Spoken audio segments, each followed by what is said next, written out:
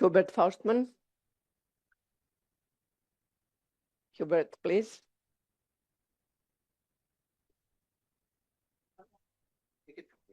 Okay.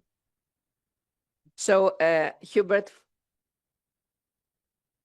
Faustmann is the director of the Friedrich Ebert Stiftung Cyprus office, and he will moderate the session on democratic resilience in North Africa. So please, the speakers will join. Let's proceed. Good morning, everybody, Your Excellencies, ladies and gentlemen. A warm welcome from myself. You heard I'm a professor at this university. I'm also the head of the Friedrich Ebert Foundation office here in Cyprus. So I'm a double host. This is a double home for a German living in Cyprus for 30 years. I'm chairing a panel entitled Democratic Resilience in North Africa. Those of you who threw in an antidepressant in the morning were well advised if you followed the procedure so far, and unfortunately this panel probably will follow that trajectory. What we're going to talk about are 4 countries of North Africa: Morocco, Tunisia, Algeria, and Egypt. And I Googled in the morning a bit the state of democracy in those 4, and I give you 4 characterizations that probably set the stage. So our distinguished speakers and experts will elaborate on this. So Morocco is in a condition of managed political pluralism with recent repressive intensification. This is the good case. There were Gen Z conflicts, protests, not conflicts, but protests in 2025. Tunisia, the hope story of the Arab Spring, is now in active democratic backsliding with the seizure of emergency powers by the president. Algeria, not a success story in the Arab Spring anyway, is in a period of authoritarian consolidation after a failed democratic opening. Not a good line to have. And then we come to the darkest story, that's Egypt, which is a deeply entrenched authoritarian system. So we talk about those 4 countries, and we talk about the state of democracy, if that's the right way of putting it, as well as the challenges and opportunities faced by those who still fight for democracy, civil society activists, human rights activists. This is very much the focus of this panel. So optimism within pessimism. So the first round, maybe to talk about the structure, is that I have 4 distinguished experts. I'll explain and introduce them to you in a second. We will have 2 rounds of questions. The first one will focus on the state of democracy and the challenges faced. The second round then focuses basically on the EU approach to those 4 countries. To what extent, to follow up what you said, the European Union is sowing seeds of democracy. And we might be cautious there because the focus of the European Union has been on energy, investment, security, border control management. The word democracy does usually not occur. It's good governance is as good as it gets when we talk about political demands towards those regimes. So in the second round, we look at EU policy, including the new pact for the Mediterranean, and what impact it will have on the democratization efforts, and then I will open up the floor to your questions and comments. Before I do that, please let me introduce our 4 distinguished speakers. I start to my right with Hella Ben Youssef. You just forgive me for mispronunciation of any Arab names. A Tunisian politician and activist serving as the vice president of the Social Democratic Party, Etta Katol, and vice president of the Socialist International Women for the North-South Mediterranean region. She has long been active in civil society, women's rights, diaspora engagement, and social justice advocacy. Then we have, to my left, Amina Zaknouf. Is that too bad? Good enough, does it? Okay, for not bad for German. Let's put it that. So I'm midfield. You're German, so you can say Zaknouf. Zaknouf, I can. Zaknouf, there we go. Learning curve. She's an expert for development policy and African youth, working on youth inclusion, public policy, and development initiatives across Africa and the Mediterranean region. Her work focuses on youth empowerment, governance, and sustainable development, with particular attention to African and Euro-Mediterranean cooperation. Then we have our online speaker to my back. Now I probably murder it. Amel Boubaker. Okay. Political sociologist and professor at Aix-Marseille University, affiliated with LAST, as well as a scholar with the Arab Reform Initiative. Her research focuses on the political economy of the Maghreb, Euro-Mediterranean relations, governance, and Islam in Europe. She previously held positions at institutions including the Middle East Institute, Brookings Doha Center, SWP Berlin, and the Carnegie Middle East Center, and has taught at several international universities. So last but not least, to my left, Rim Filali Meknasi, head of the Euro-Mediterranean Policies Department at the European Institute of the Mediterranean, specializing in Euro-Mediterranean cooperation, regional policy, dialogue, and multilateral initiatives linking Europe, North Africa, and the Middle East. Her work focuses on regional governance, diplomacy, and Mediterranean policy frameworks. So now we go into the first round, which is basically a question from my side to all panelists, and then 5 to 7 minutes answers. I think these are the instructions, then second round. And then we open up. So my question, we start with Hella, if that is fine with you, is how do you assess the current political trajectory across North Africa, both in countries deeply involved in the Arab Spring, such as Egypt and Tunisia, as well as in those that resisted the wave like Morocco and Algeria? I suspect you will focus more on your country rather than those four, and that applies probably to all four speakers. What role do youth and women's movements play in advancing democratic participation and political change? Hella, the floor is yours. Thank you for all. Thank you, gentlemen. Okay, it's okay. And thank you for FEPS to invite Takatul Party, Social Democrat Tunisian Party, and thank you for our presence, ladies and gentlemen, comrades. And I don't see many youth people in the university. I hope to see more youth today, because it's for this generation to stay here, to build together another future, and the resilience to start with youth people. And I apologize for my English, but I was read my intervention. And allow me first to say how meaningful it is to hold this discussion within a university setting. And university are place where ideas are challenged, knowledge is transmitted, and the future is imagined. They remain one of the most important bridge between generation, between experience and innovation, between today's reality and tomorrow possibility. I must admit that I'm a little surprised and perhaps somewhat disappointed not to see more students present today. Discussion such as this one on resilience, democracy, social justice, climate change, and the future of our society are precisely the conversation that concern younger generation the most. Yet whether they are physically present in this room or not, young people remain at the heart of the challenge we are discussing. They will inherit a world they did not create, but they will bear the responsibility of transforming it and shaping what comes next. Every generation leaves a legacy to the next. Our responsibility today is not only to analyze the crisis we face, but also to ensure that we recreate the condition for future generations to build more just, more resilient, and more sustainability society. The dialogue between generations is therefore essential. Experience provides perspective, while younger generations bring a new idea, new expectation, and often the courage to question established assumptions. Lasting transformation can only emerge when these strengths come together. And this is particularly true for the North Africa and the Mediterranean region, where democratic, social, economic, and environmental transformation were reshaping our society at an unprecedented pace. Today, we are discussing the resilience of North Africa, but before examining the region itself, it is important to ask a simple question. What do we really mean when we speak about resilience? It is a simple definition. Resilience is the capacity to withstand a shock, adapt, and reconvert. But in politics, however, resilience goes much further. It refers to the ability of a society to preserve its cohesion, stability, freedom, and experience despite economic, social, climatic technological, or geopolitical crises. And the crises are certainly not lacking.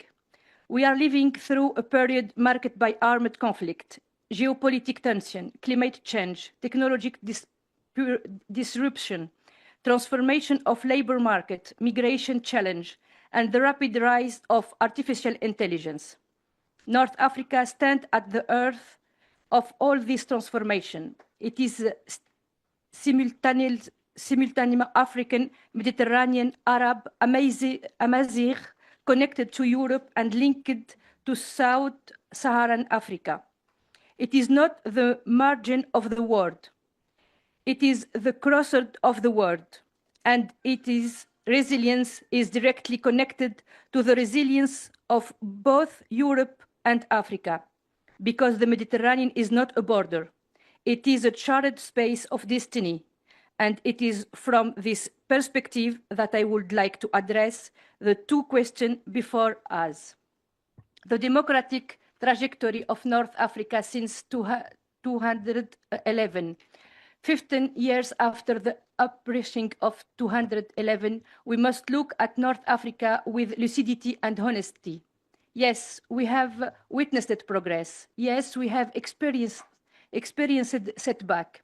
Yes, we have seen democratic blockage and, in some cases, a return to more authoritarian form of governance. But I would be a mistake to conclude that democratic aspirations have disappeared, because democracy cannot be measured solely through institutions.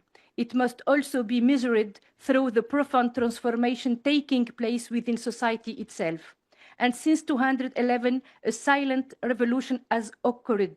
A new political generation has emerged, Generation Z. This generation approached freedom, social justice, gender equality, transparency, and civic participation very differently from previous generations.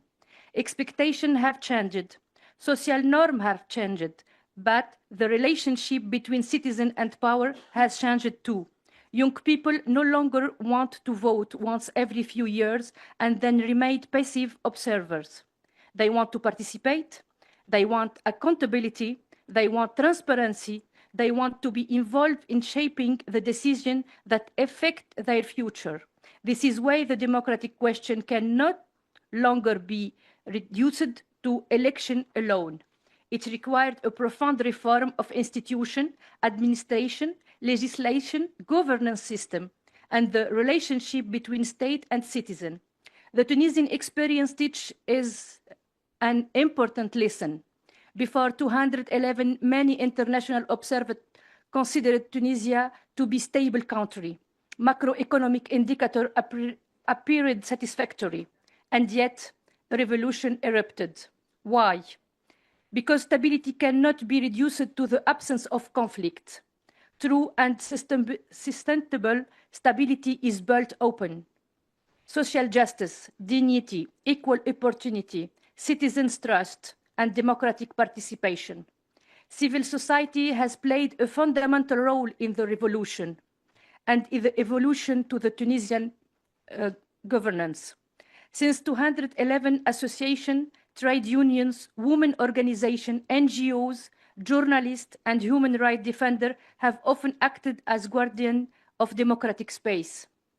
But no country can build democratic resilience if its civil society is weakened or if its political party lack the means necessary to fulfill their role. And we must also speak about economic, because no democracy can thrive sustainability when young people cannot find a job, when talent leaves the country, or when inequality continues to deepen. Democratic resilience is inseparable from social justice. That is why the key question today is not whether democratic aspirations still exist, they clearly do. The real question is whether our institution will evolve quickly enough to respond to society that have already changed. And this naturally brings us to the role of Europe and the second question. Thank you very much, Hella, for putting your hopes on the Generation Z, but also lamenting the absence of the Generation Z in this room. Since I'm a professor, I have to take a line of defense. Our students, particularly those of our department, have exams right now. So they're super, and they're writing exams right now, a 3-hour exam exactly now. So it's very, very unfortunate. We're very depressed when we invited the students, oh, but we write an exam. So they would have really liked to attend your presentation, but yeah. Next to a 3-day-long holiday, we also have the exams. It's, yeah, unfortunate, but fortunately you're here. So Amina, please continue.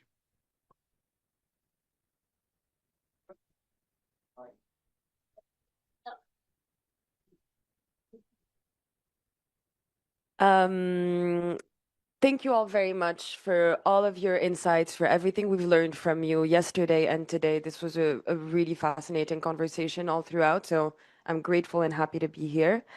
I'm speaking from a perspective of civil society. I'm Moroccan. For 5 years, I ran an NGO that supported young Africans in better understanding policy, how it works, who builds it, for what reason, under what stigmas are they going to be living, who runs their cities and why.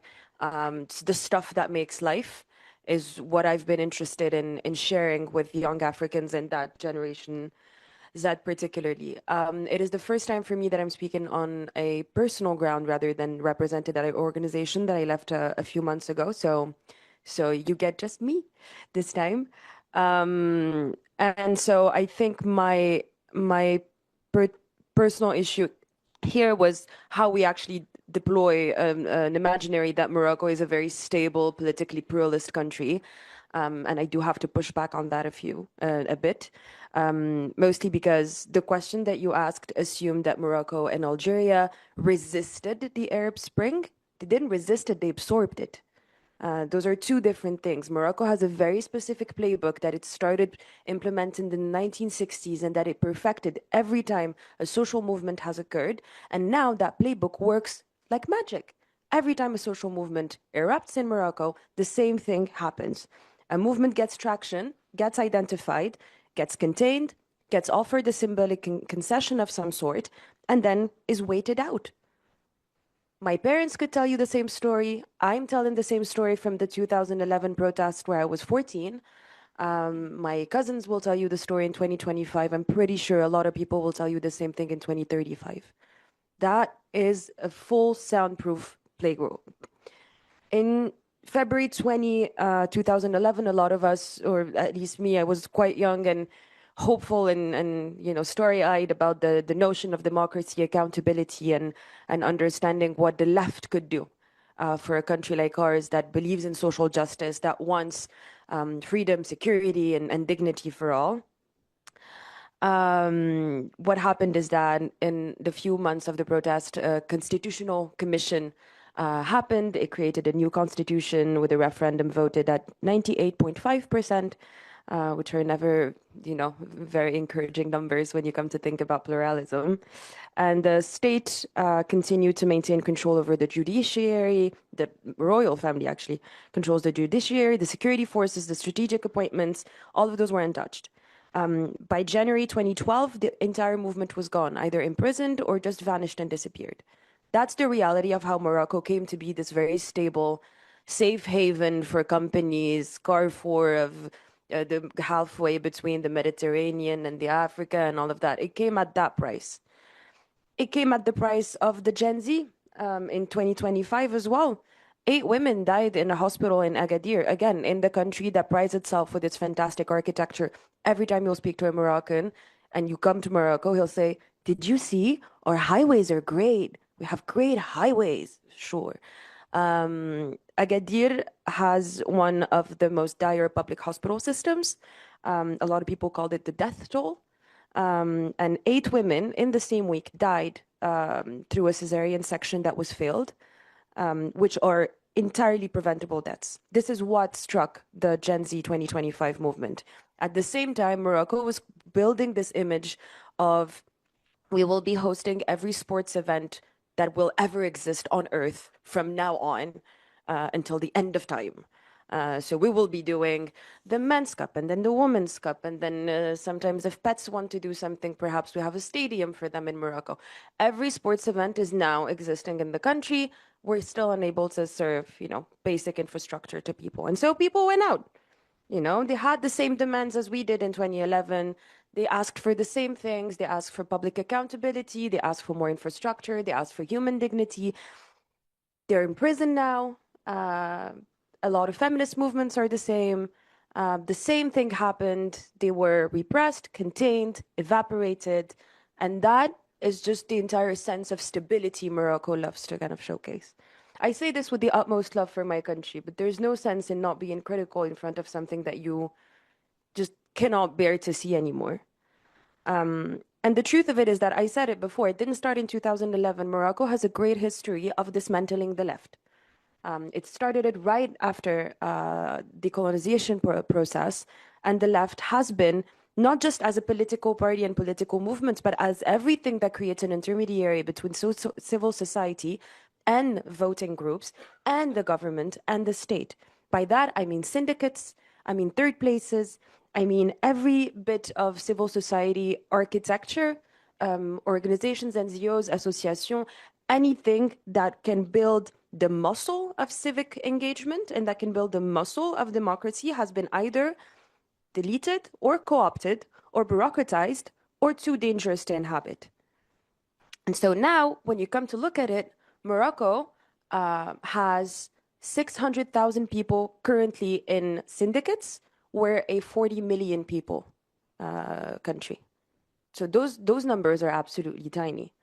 And so how can you talk about, class warfare, class struggle, or understanding the workers, or any of those things if we don't have intermediary third places to talk about them? What I think is the most mind-boggling and kind of confusing thing, which makes Morocco a donor darling and a partnership darling for many people, but not necessarily the safe haven that we think it is the state appropriated the language of progressiveness. And so the state is using the language of social dignity and sometimes very administrative parties like the one running us right now. So the RNI, which is a very administrative, low legitimacy, low ideology, actually no ideology possible, in that party that was created to govern. So it wasn't created with a backbone, it was created for the purpose of governing. That party is now using the discourse of social welfare, and safety nets and education for all at the same time as is it privatizing, lease backing, and selling public properties of Morocco. And it's that dissonance that makes it so that Moroccans sometimes feel stuck, incapable of commenting on a government in a country that seems to be doing well, but also incapable of being represented by this pluralist model that that people say they have. And so whenever somebody tells me, oh, you're in Morocco, you're fine, you have a pluralist world, I have to tell them, I'm a leftist in Morocco, I have nowhere to go. I have nowhere to speak to, I have nowhere, there's this one lady, and God bless her, name is Nabila Mounib, but I mean, what can one lady do in front of all of that? And so, yeah, that is the current state of Morocco. I'm sorry, it's a lot more dire than what my usually people say. It's a great country, we have great beaches, please come. Most welcome. But yeah, this is the state of democracy in Morocco.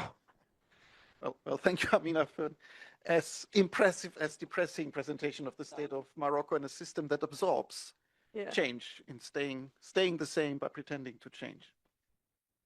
Our next speaker is Amel. My eyes go far. The floor is yours. Yes, it is a kingdom. Yes, but he assigns the prime minister based on the elections. So the legislative elections happen, and then he assigns the prime minister as to be the leader of the party that won the elections. It's constitutional. Yeah. Okay. Always. Amel.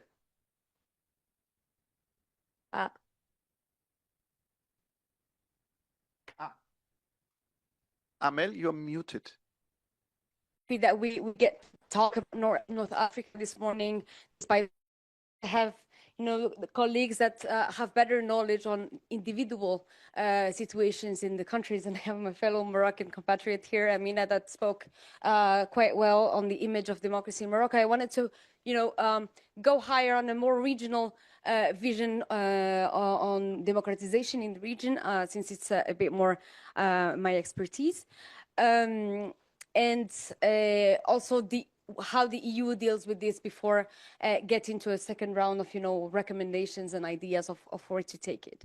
And I will take the recommendation that we heard this morning in the keynote speech of being honest first, and then seeing where, we can build from there. We cannot ask the people of the South to continue believing in European value if international law become variable depending on the people concerned. Because the current crisis is also a crisis of credibility. When principles appear to be applied differently according to curriculum instance, it is not only international law that is weakened, it is trust itself. And resilience depend on trust. Europe must also move beyond an overly narrow vision of its relationship with North Africa. Too often, this relationship is approached mainly through the lens of security, of migration, and energy. There is legitimate concerns, but they cannot be the only concerns, because the true wealth of the Mediterranean lies, it is a people. We speak extensively about investment, capital flow, infrastructure, and value chain, but no energy transition, digital transformation, or industrial strategy will be sustainable if it does not generate jobs, social mobility, and hope for younger generation. Economic attractiveness is not built solely through infrastructure and financing. It is also built through credible institutions, effective governance, and a renewed social contract. The question is therefore not simply, how do you finance the transition? The real question is, who will benefit from that transition? A green transition that fails to reduce inequality may ultimately generate more frustration than resilience. The Mediterranean must not become an energy frontier where Europe consumes while the South merely produces. It must become a shared space of prosperity, innovation, and co-development. Europe possesses capital, technology, expertise, and industrial capacity. North Africa possesses a young population, talent, significant renewable energy potential, and a unique strategic position. Our objective should be to build complementarity rather than dependency. The question is therefore not simply, how can North Africa become more resilient? The real question is, how can we build a shared Mediterranean resilience in which both shores progress together rather than managing their vulnerability separately?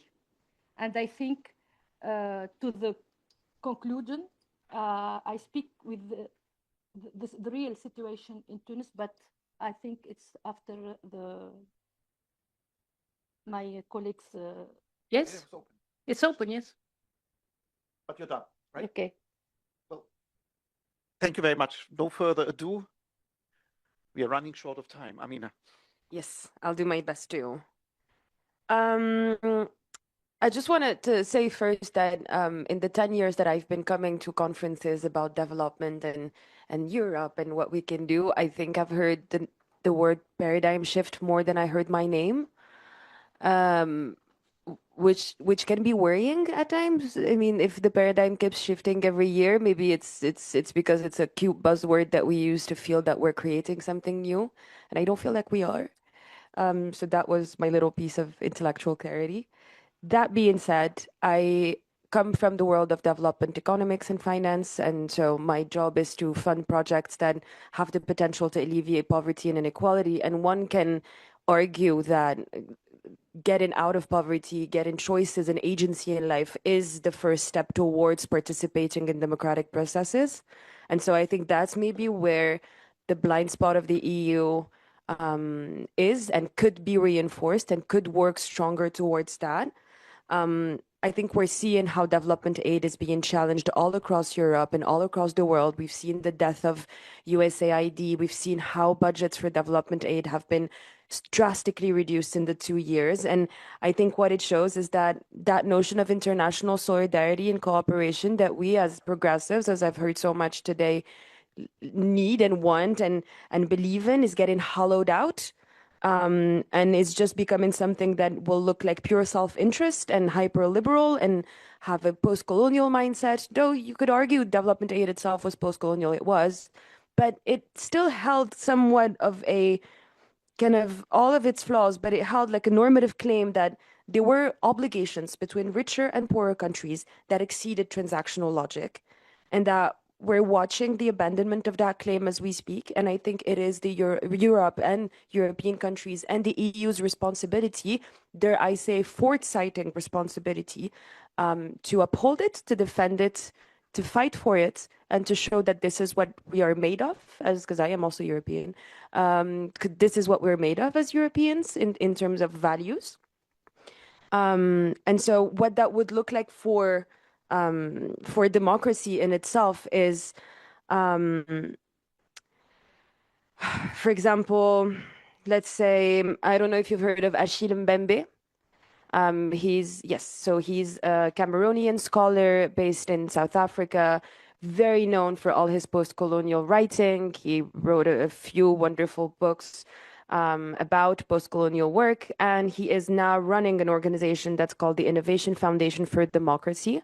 It has offices all across Africa, North Africa, but it also has an office in France, and I'll tell you why, because France is not an African country, to the best of my knowledge.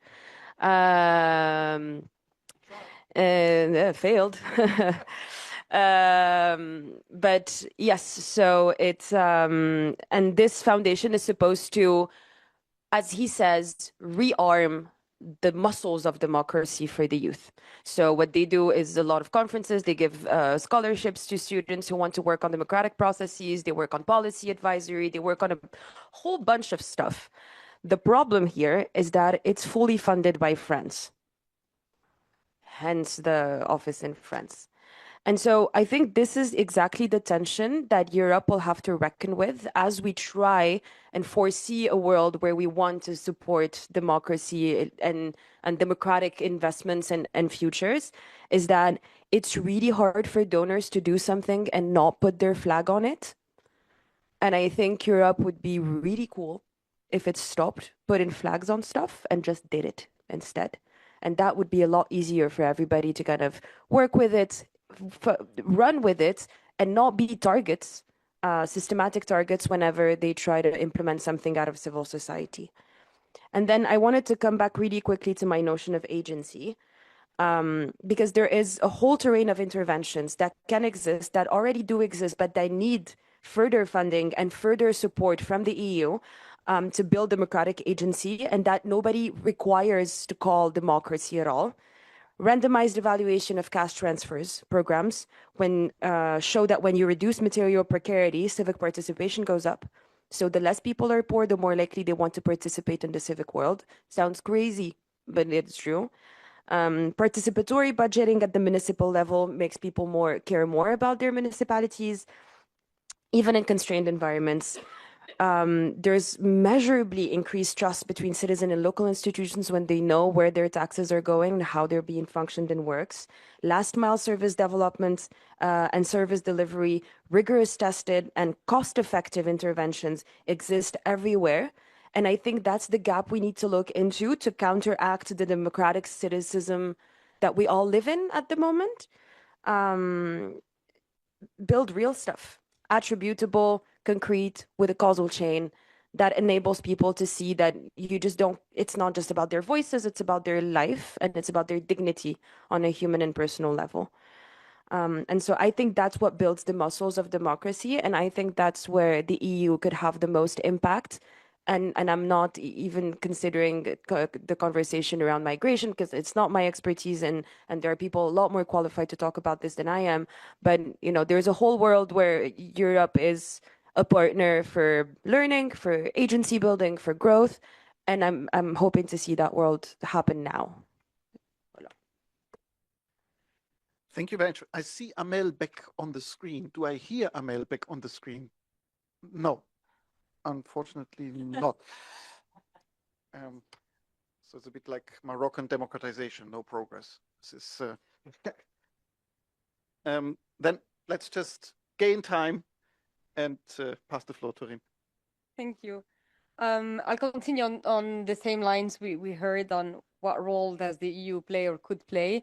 And the short answer, long answer is continue doing what it has done best, supporting civil society movements that work on governance, democracy, and human rights in North Africa. As I was saying before, the EU has been a long-standing partners of those civil society movements, enabling them to have spaces that were shrinking or didn't even exist in those countries. And here I'm not talking about those government-validated civil societies, because we see so many in the last year's civil society conferences. If you go to Brussels, they are clapping at having organized the first civil society conference in Syria just after it stabilized. I'm talking about the real civil society movements that are fighting back the regimes in our countries, and the ones that keep democratic demands alive. And how? It will seem a bit, broad as an answer, but I think that we need to give Euro-Mediterranean cooperation back to the people. It is the spirit that led to Euro-Mediterranean cooperation, the Barcelona process, this will from civil societies to connect and to work together. And unfortunately, we've seen with the years that the process is more and more at the hands of governments. We heard a lot about the Pact for the Mediterranean this morning, and I'm sorry to be blunt about it. I mean, my institution has worked a lot on it. For now, it's still a partnership that is totally discussed and built between governments. The governance of the pact is representatives from ministries of foreign affairs. Of course, civil society were consulted, but in a way that is not truly inclusive. It has been, ticking the box of consultations, inclusiveness, but for now, the pact has the language of this co-ownership, but not the mechanisms to actually do it. And here, I think that the European Parliament, especially the S&D group, is doing a fantastic job of pushing the Commission to actually build those mechanisms to have people back at the center of the pact. The S&D group has been working on a report that now is under negotiations with other groups, and I really hope that this report will, put some pressure on the Commission to respond to these demands of putting the mechanisms where their mouth is. And we don't really need to reinvent the wheel here. Those mechanisms exist. They function very well with other partnerships. In the Eastern Partnership, we have civil society sitting at the governance boards, advisory boards for the partnership. It's just a matter of adapting them to the region and replicating.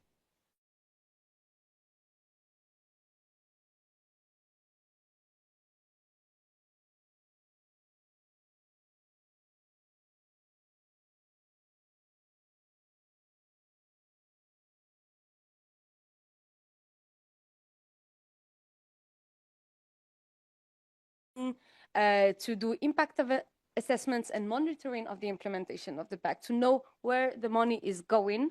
And this will not only benefit the interest of the EU long term, but it will also help restore its legitimacy and its image, the very notion of trust that Hela was talking about. The second level where we can work on is at project level. We see more and more big infrastructure projects being signed in North Africa because of this stability reason, global gateway projects. And unfortunately, when we don't have social dialogue around this project before they're signed at the design level, we see unintended consequences on populations. problems of land access, problem of benefit sharing for the local populations, problems of resources. And so we need this social dialogue before launching projects to make sure that those projects are truly beneficial and fair for the local populations. And then third and last, on the more medium term, continue and come back, let's say, because it's not there in the pact right now, to work directly on governance and democracy, to restore an enabling environment for those civil society organizations in the region, to do trainings for the independent media, to ensure freedom of association, to help reinforce judicial systems. There were beautiful programs on justice to, share experiences and successful practices in the different countries in North Africa, to do digital trainings as well, because we've been talking a lot about, this fight for democracy, but more and more it's happening online. Not only the Gen Zs are fighting online, but also the countries learned how to repress online. So it's very important as well to have digital trainings specifically on democratization. So all in all, counting again with the Mediterranean civil society as a strategic partner and not as a side actor in shaping the cooperation framework in the region, and being coherent with the values the EU wants for itself, but also for its partner. And this is exactly what we were hearing this morning. It's not a matter, of values, etc. It's a matter of common interests. It's the interest of all to build this kind of partnerships, and I think that's on my side. Thank you. Okay, thank you very much. I was not paying as much attention to your presentation as I should have, because we're frantically texting and trying logistically to get Amel online, and at the moment we try to get her on a phone, which so far is not working the way I understand it. So what we will do is to go into the Q&A, which we will finish sharp at 10:30, because we have a keynote at 10:35, so we'll have a 5-minute coffee break just to refresh yourself. And the moment Amel is audible, we stop the Q&A and allow her to do her presentation. In the meantime, until we are hopefully successful, any questions or comments from your side? I saw the first hand there. Sorry, you'll just need the mic. Thank you very much. My name is Michelle Patch, and I'm based at Oxford at the present moment at the International Development Studies Department. My question is probably to all the panelists. You gave a very informed and I should say passionate overview of the situation, and as someone who has been studying this for quite a number of decades, I'm very sad to hear that the situation is not improving but actually getting worse. So my question to you is, what do you think is the role of European NGOs, European universities, European civil society organizations that themselves are currently being scrutinized, surveilled, even in long-standing democracies, because they're standing with their counterparts in regions such as the Mediterranean, Middle East, North Africa? What would you say to people who genuinely want to reach out and support you in any way they can? What would be your advice? Thank you.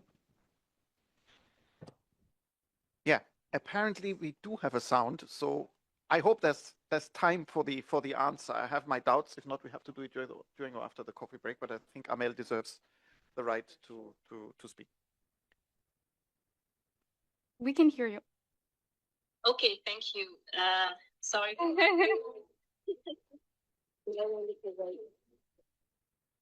Well, thank you for your resilience, actually. And I'm very glad to be with you, even through a screen, a huge screen. So I'm sorry I'm not able to be in the room today in Nicosia, but so I will try to shorten my presentation. But I obviously wanted to begin with the word in the title of this session, which is resilience. I understand. I'm a political sociologist, okay, and I also work in policy circles, and I understand why we use it. It seems to capture the persistence of democratic aspiration after 2011. And of course, people indeed continue to ask for dignity, for justice, for protection, and so on. And they have obviously not disappeared from politics, as you mentioned it in your presentations. But resilience is not a neutral word, of course, and those more than describe actually the endurance of the people.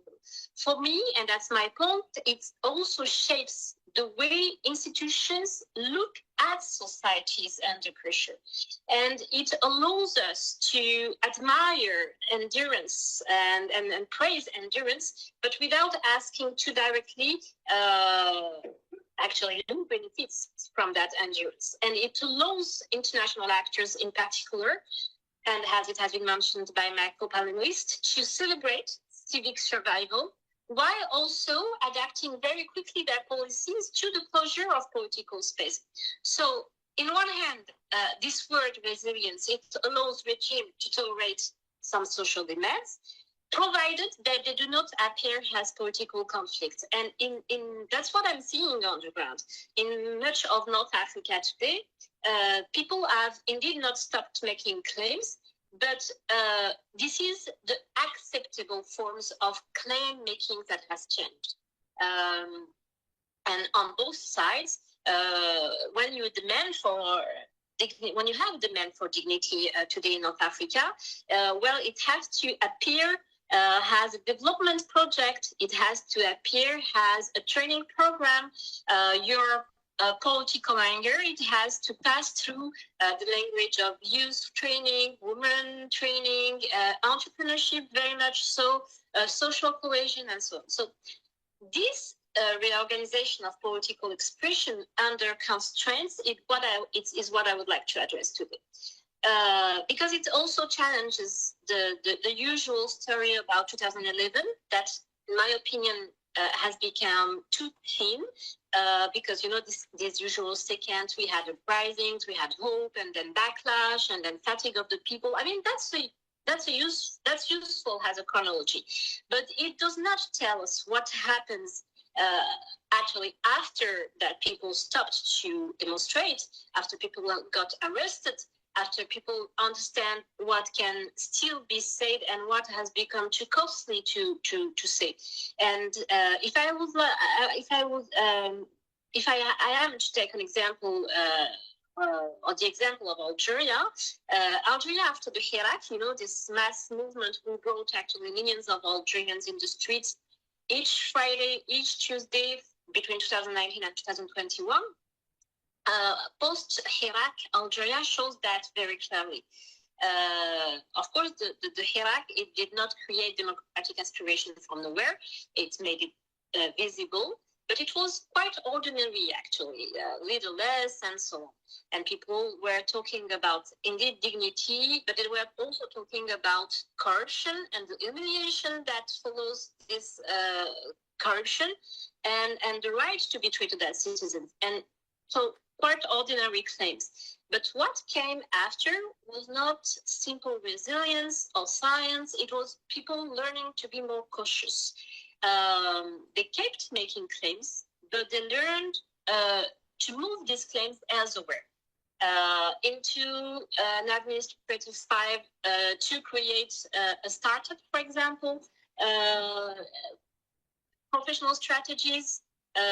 So the political expectation is still there, but it had changed location. That's my main point. And that's really the point I want to stress, because when open mobilizations becomes too costly, well, you can see that democratic demand does not always disappear, or they are not only resilient in their previous forms, but they survive by changing their forms. So again, my main point is that politics has moved into places that do not call themselves political. And the same logics actually may help us to understand young people without repeating the tired language, or, you know, they are apathic now and so on. They are not, I mean, that's been very well said by my co-panelist. They are not rejecting political life, but they have stopped expecting official politics to answer them. That was obvious in Morocco. I mean, speaking about police pressures, about hospitals, about corruption, the wish to lead also. They are still speaking about power, and I think they should be, or the policies we promote should be answered in line with this other way to speak about powers. So a progressive Mediterranean strategy has to begin, in my opinion, from the cost of claim making, okay? When you design your project and your cooperation projects and so on, we have to ask what can still be said, through which words, in front of which institutions, with what risks, and who decides actually when a claim is respectable enough to be heard. So on Euro partnership, civics and democratic support, this is the main caution, because indeed that has been said, Europe often speaks about democracy as if it were a spirit track, you know, rights, participation, and so on. And in cooperation, in practice, cooperation is built elsewhere. It is built in energy, in investment, in migration management, in security, green transition, and so on. So these sectors are material. People indeed do need water, they do need jobs, they do need schools, mobility, electricity, whatever. But I'm also asking what cooperation does politically, why presenting itself as technical. Because every program that Europe promotes creates a field of recognition. It decides actually which actors are going to be visible, which ministries matter, and so on. So technical programs do not simply deliver projects. They also create a filtering, they also create filters. They also select partners. They reward certain projects over others, and so on. So, and also more importantly, they make some actors very easy to found, easy to quote, easy to invite, and others become harder to defend, harder to keep close, and harder to name as partners. So the sharper question for me is which forms of civil society are currently supportable, and that question matters for democracy, because eligibility criteria, safe vocabularies, reporting formats, risk management, and so on, they create a preference for actors who are not going to disturb the partnerships. So, in my opinion, this is where the evaluation has to change. It's useful to count outputs. It's useful to train people. It's useful to distribute grants. It's useful to sign partnerships. Okay, fine. But another set of questions has to enter earlier, actually, and even before the program is already designed. Okay, so the questions are: who will be able to speak around these programs? Who can object? Who can monitor the money? Who becomes respectable again through this partnership, and who disappears from the room? Okay, and also which claims to link it to my main point. Which claims have to be softened in order to survive? So that's why I would like to call maybe a democratic impact test. This is the expression. It's not a concept. It's not something very refined. But the expression is less important than the move. It's that we need to evaluate the political life a partnership leaves behind, because democracy and resilience in North Africa, that's not separated actually from water, from hospitals, from debt, from employment. So a program that touches those issues, also touches political life. So for a progressive Mediterranean strategy, and I will conclude here, I would ask a very direct question of every partnership. Again, what does the arrangement make easier to say, and what does it make harder to say? So if people cannot disagree, if they cannot organize, name conflicts in their own words, well, then Europe may have founded a useful project. It has not necessarily strengthened democracy. So that brings us to back to resilience. I think Europe should not praise societies for, how can I put it, absorbing arrangements that actually narrow political life. So the aim should not to be produced more resilient citizens. I think that the aim should be to make so much resilience unnecessary, because that means rights, protections, accountability services, and so on. That answer and room, give a room for conflict, because democracy has, in my opinion, never meant disappearance of conflict. It means that conflict can appear in public without fear. And I'm going to shorter here, and I will leave some room for the Q&A question. Thank you so much, Amel. Unfortunately, and a bit in line with the democratic backsliding, the part with the Q&A falls victim to the strict punctuality we have to keep, because we need an audio check for our next keynote speaker, which is going to be Nicoletta Zingaretti, a member of the European Parliament, and we need to technically check. So please, Q&A in the 5 minutes, and hopefully later during the lunchtime. It's a pity we missed out, but due to the technical difficulties and a slight delay, this part of the section we will have to skip. But I think we need the 5-minute break, and we hopefully will be able technically to be all fine. Thank you all for your great contributions. No, we cannot answer. We have to be on time. Okay, thank you. First of all, of course, thank you. It's a pleasure for me to give my contribution and to be able to illustrate at this conference of yours what the debate is and the choice that we are being made European Parliament.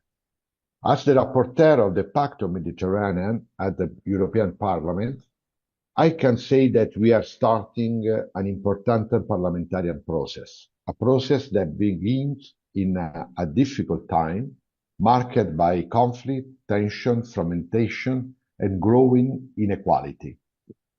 And for this exact reason, it can be and must become a significant political opportunity.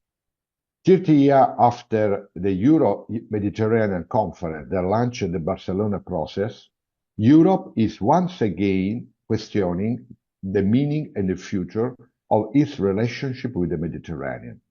At the end of 2025, in a profoundly changed context, a new pact for Mediterranean was presented with the aim to reviving the visionary project born in 1919.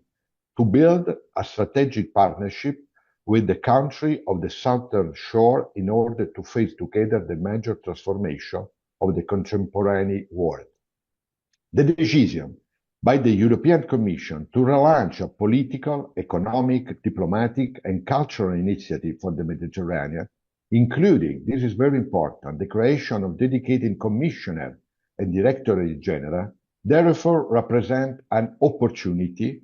It is a courageous choice, one that will require renewed and ambitious commitment from European Union. And it is important that this initiative comes today, precisely at the time when district in dialogue and cooperation seems to prevail. We live in one age where hate, fear, and indifference toward others dominate public life. Confrontation has replaced dialogue. Walls have replaced bridge. Yet it is the unfinished nature of the Barcelona process that teaches us that we cannot surrender. If many crises got worse over the past 30 years, it is also because dialogue has gradually weakened. Challenges of communication and mutual understanding have not been safeguarded, and political cooperation has not always accompanied economic cooperation. Over these 3 decades, everything has changed in Europe and across the Mediterranean area, and certainly not for the better. This is true. And the project was born in a moment of great historical confidence after the Cold War, with the ambition of making Euro-Mediterranean dialogue one of the pillars of European integration. But the fall of the Berlin Wall quickly moved political attention and the strategic priority toward the East, enlargement and stabilization in Central and Eastern Europe, become the European Union's primary focus, leaving the South in the background. And we have to have the courage to say this. Perhaps during those years, both the opportunity and the risk represented by the Mediterranean space were underestimated, and many challenges remain unsolved. Meanwhile, the Mediterranean region entered a phase of growing instability. The collapse of several regimes in North Africa after the 2011 uprising conflict in sub-Saharan Africa, the fragmentation of the Middle East, and increasing religion identity tension profoundly transformed the context in which Europe was called to engage. At the same time, new global actors, especially China and Russia, strengthened their presence in the region, particularly across Africa, progressively reducing Europe's presence. The overall balance is therefore very complex. The development and the integration envisioned in the 1995 have not fully materialized. A genuine shared area of prosperity and stability did not emerge. Instead, tension, fear, often dramatic migration flow, institutional fragility and energy insecurity have increased. In short, there has not been a true political investment in a Euro-Mediterranean dialogue over these years. And today, we clearly see the consequence. This is why, speaking today about Europe and the Mediterranean, returning to action and rebuilding relationship is not a theoretical exercise, but it is a political and strategical necessity.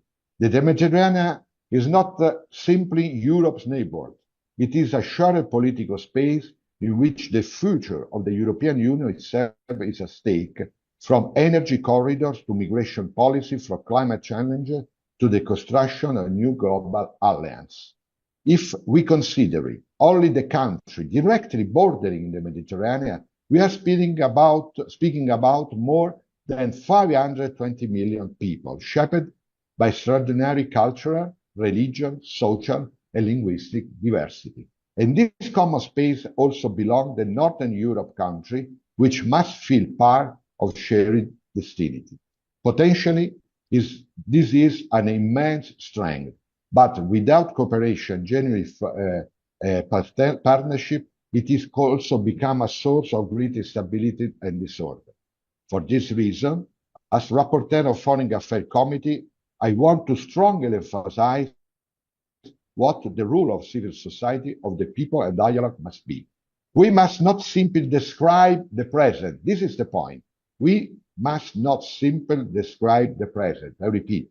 Now we imagine resolving conflict that have deep and complex roots.